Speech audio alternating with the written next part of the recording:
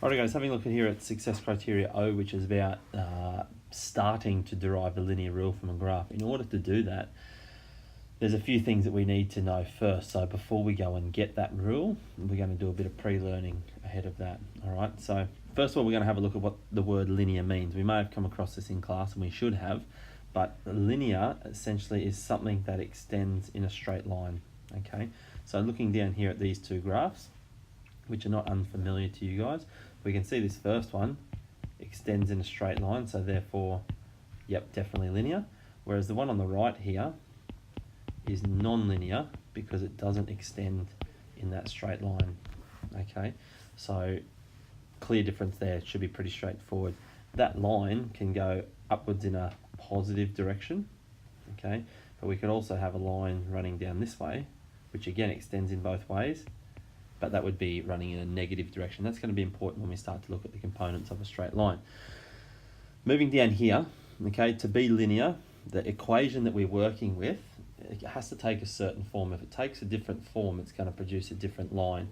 All right, so it's in the form of y equals mx plus c. All right, now each part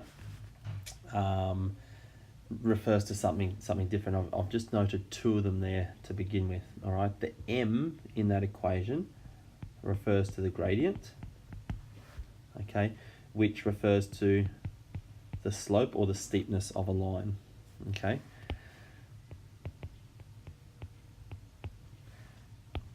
Over here looking at the C now, the C here refers to the y-intercept.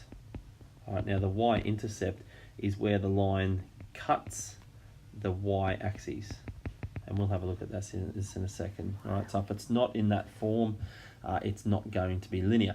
Now in saying that, you will come across some equations which may not look like they're in that form, such as y equals 2x, okay? Now that actually is in the form of y equals mx plus c, it's just that my c is nothing, is a 0, okay? Your y could also be equivalent to 3x take 7. Now while it says y equals mx plus c, it doesn't matter if it's a subtraction sign there with our c at the start, at the end then, okay?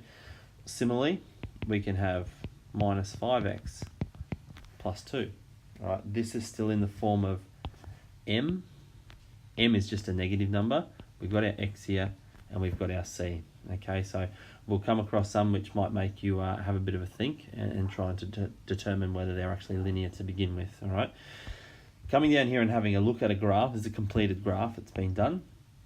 It's definitely linear, okay? We've got that straight line which extends, it goes on and on forever in either way.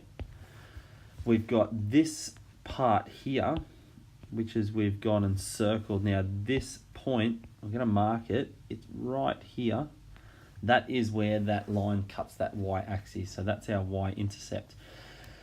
The m, okay, refers to the steepness of that line. It can be positive or negative, so we're going to look at the steepness of that line and how to go and calculate what the gradient is in the next video, okay, so stay tuned.